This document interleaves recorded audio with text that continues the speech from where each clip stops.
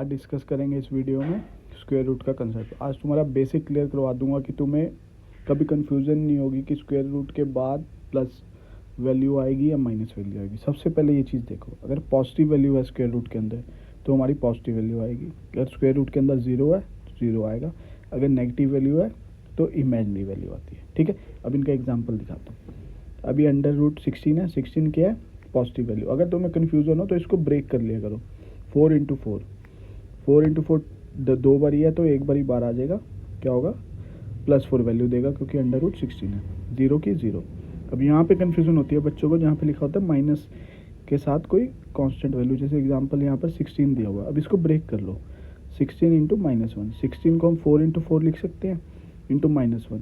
अब एक 4 बार आ जाएगा, अंदर क्या बच गया? -1। अब -1 रूट को हम क्या लिखते हैं? आयोटा। ठीक है, ये हमारी इमेजिनरी वैल्यू होती है। अगर स्पेसिफिक क्वेश्चन में दी होगा कि इमेजिनरी भी आप निकाल सकते हो तब आपने यूज़ करना है, नहीं तो हमेशा हमारी पॉजिटिव वैल्यू आएगी या ज़ीरो। ठीक है। अब जैसे 4 का स्क्वायर दिया हुआ है तो 4 इंटू 4, 4 एक बार आ जाएगा।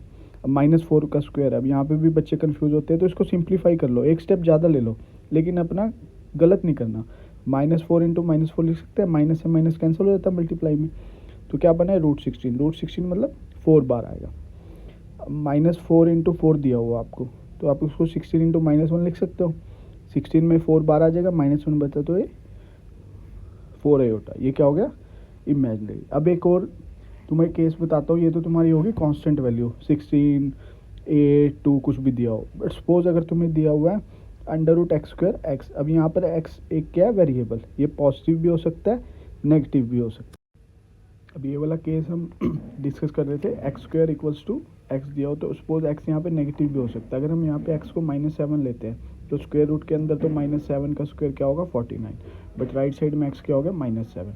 बट हमने पढ़ा था कि नॉर्मल केसेस में स्क्वायर रूट से बाद नेगेटिव वैल्यू नहीं आती, नहीं तो वो इमेजिनरी वैल्यू बन जाएगी।